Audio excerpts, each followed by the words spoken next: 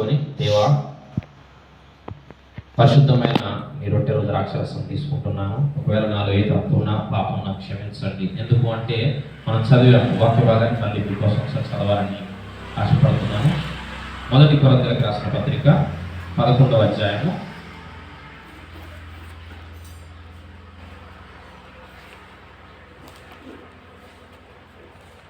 1 కొరింథీయులకు రాసిన పత్రిక 11వ అధ్యాయం 23వ వచనం నుంచి ప్రారంభించి, నేను అప్పగించిన దానిని ప్రభు వలన పొందితిని.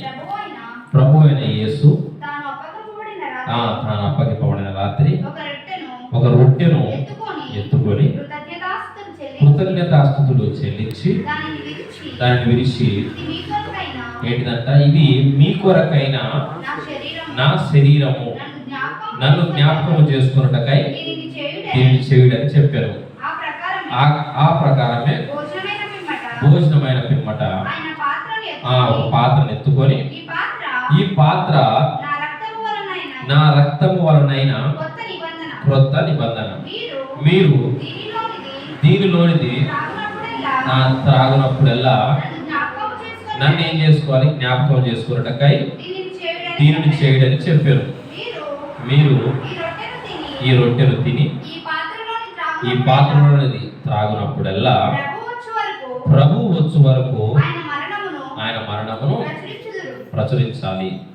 కాబట్టి ఎవడు అయోగ్యముగా ప్రభు యొక్క రొట్టెను తినునో లేక ఆయన పాత్రలోనిది త్రాగునో వాడు ప్రభు యొక్క శరీరమును గూర్చియు రక్తమును గూర్చియు చాలండి. దేవుడు ఏం చెప్పాడంటే, రొట్టె ద్రాక్షరసం, రొట్టె నా శరీరానికి గుర్తుగా తీసుకోవాలి.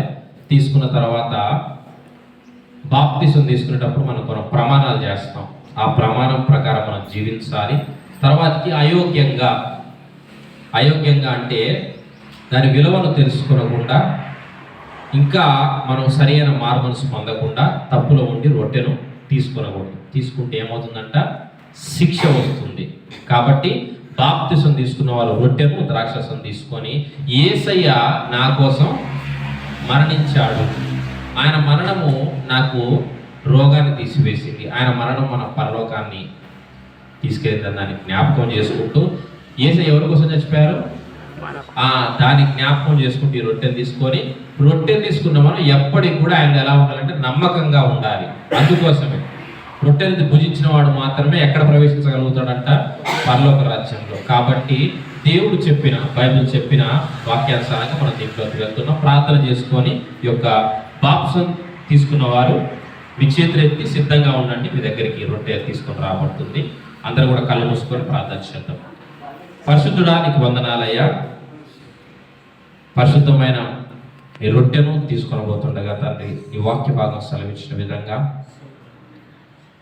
ఈ యొక్క రొట్టె నా శరీరానికి గుర్తే ఉన్నది, దీన్ని తీసుకొని మీరు జ్ఞాపకం చేసుకోమని మీరు ఇచ్చిన వాక్య భాగాన్ని ప్రకారంగా తండ్రి, రొట్టెను తీసుకుంటున్న బిడ్డలు అయ్యా, వారిలో ఏ తప్పు ఉన్నా దయచేసి క్షమించి తండ్రి నాయన, వారు నీ యొక్క తండ్రి మరణం మళ్ళీ మీరు వచ్చేంత వరకు కూడా, వారు మరణించేంత వరకు కూడా తండ్రి నీ యొక్క నీడలో నమ్మకంగా ఉంటూ తండ్రి నేను విడిచిపెట్టకుండా ఉంటాయి బిడ్డలుగా ఉండడానికి సహాయం దయచేయమని, ఈ రొట్టెలు దీవించి ఆస్వాదించమని యేసు నామములో ప్రార్థిస్తున్నాను తండ్రి.